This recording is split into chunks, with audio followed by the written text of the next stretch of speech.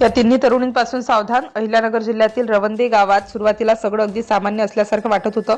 गावातील एका तरुणाचं लग्नाचं वय झालं होतं, मात्र योग्य मुलगी मिळत नव्हती. याच दरम्यान लग्नासाठी मुलगी शोधून देणाऱ्या काही लोकांच्या संपर्कात हा तरुण आला. त्यानंतर लग्नाची बोलणी सुरू झाली. समोरून सगळं काही व्यवस्थित असल्याचं दाखवलं गेलं. त्यामुळे आता आपलं लग्न ठरेल, आपलं आयुष्य स्थिर होईल अशी त्याची अपेक्षा होती. पुढे बोलणी झाली आणि अखेर लग्नही झालं. पण रवंदे गावातून सुरू झालेल्या या लग्नाच्या गोष्टीचा शेवट मात्र अत्यंत धक्कादायक होणार होता. लग्न झाल्यानंतर घरात आनंदाचं वातावरण होतं. नवरी घरात आली होती. सगळ्यांना वाटत होतं की आता संसाराची सुरुवात होईल. पण अवघ्या 2 दिवसात परिस्थिती पूर्णपणे बदलली. घरात असलेली नवरी अचानक दिसेनाशी झाली.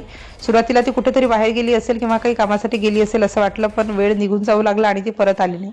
तिच्याशी संपर्क करण्याचा प्रयत्न झाला, मात्र परिस्थिती अधिकच संशयास्पद होत गेली. कारण ती फक्त गायब झाली नव्हती, तर तिच्यासोबत घरातील काही मौल्यवान वस्तूही गायब झाल्याचं समोर आलं. यानंतर रवंदे गावातील त्या तरुणाच्या लक्षात आलं की आपल्यासोबत काहीतरी गंभीर प्रकार घडला असावा. लग्नाच्या प्रक्रियेत त्याच्याकडून पैसे घेण्यात आले होते. या प्रकरणात 2,29,000 रुपये तसेच सोने आणि चांदीचे दागिने देण्यात आल्याचं तक्रारीत नमूद करण्यात आलंय. आणि लग्न झाल्यावर अवघ्या 2 दिवसात नवरी गायब झाल्याने संशय आणखी वाढला. अखेर त्याने कोपरगाव तालुका पोलीस ठाण्यात धाव घेतली आणि संपूर्ण प्रकाराची तक्रार दाखल केली. ही तक्रार 18 फेब्रुवारी 2026 रोजी दाखल करण्यात आली.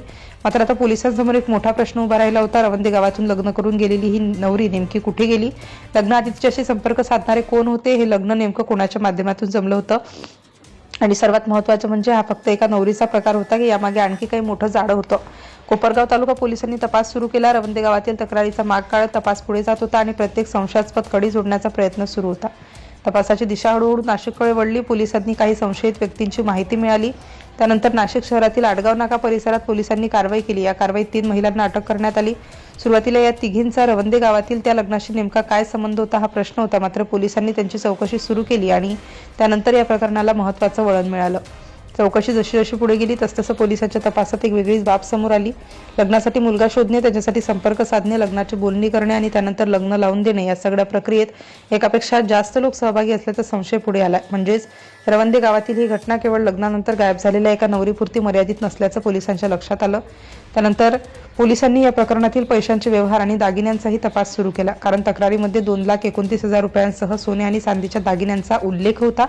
तपास पुढे जात असताना पोलिसांनी या प्रकरणात फसवणुकीतून मिळाल्याचा संशय असलेली रोख रक्कम आणि सोने चांदीचे दागिने जप्त केल्याचं सांगण्यात आलं. त्यामुळे तपासाला आणखी एक महत्त्वाचा पुरावा मिळाला.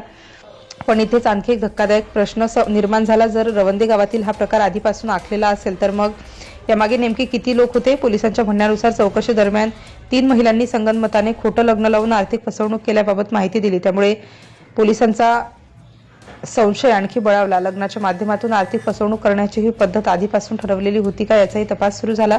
या प्रकरणात आता फक्त 3 महिलांपुरती चौकशी थांबली नाही. नाशिक जिल्ह्यातील येवला तालुक्यातील अंगणगाव आणि नाशिक शहरातील इतर भागांशी संबंधित आणखी व्यक्तींची नावं तपासात समोर आली. पोलिसांच्या माहितीनुसार या प्रकरणात आणखी 3 आरोपी फरार आहेत. त्यामुळे त्यांचा शोध सुरू आहे. त्यांची नेमकी भूमिका काय होती आणि या प्रकरणाशी त्यांचा कितपत संबंध होता हे तपासानंतर स्पष्ट होणार आहे. या संपूर्ण घटनेत पोलिसांनी अटक केलेल्या 3 महिलांना न्यायालयासमोर हजर केलं होतं आणि त्यांना पोलीस कोठडी देण्यात आली. चौकशी दरम्यान या प्रकरणातील माहिती समोर आली आणि त्यानंतर रोख रक्कम तसेच सोन्या चांदीचे दागिने जप्त करण्यात आले. आता पुन्हा त्या पहिल्या प्रश्नाकडे येऊया. रवंदे गावातील तरुणाचं लग्न झालं आणि अवघ्या 2 दिवसात नवरी गायब झाली. असं नेमकं का झालं?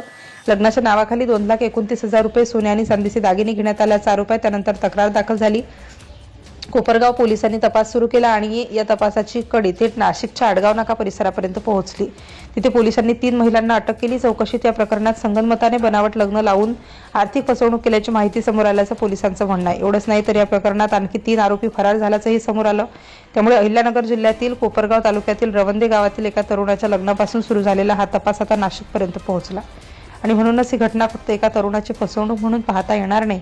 अहिल्यानगर जिल्ह्यातील कोपरगाव तालुका, रवंदे गाव आणि त्यानंतर नाशिकच्या आडगाव नाका परिसरात झालेल्या पोलीस कारवाईमुळे या प्रकरणाच्या अनेक कड्या समोर आल्या आहेत. मात्र या प्रकरणातील प्रत्येक व्यक्तीची अंतिम भूमिका न्यायालयीन प्रक्रियेतच निश्चित होईल. पोलिसांच्या तपासानुसार मात्र लग्नाच्या नावाखाली आर्थिक फसवणूक करणाऱ्या टोळीचा पर्दाफाश झाला आहे.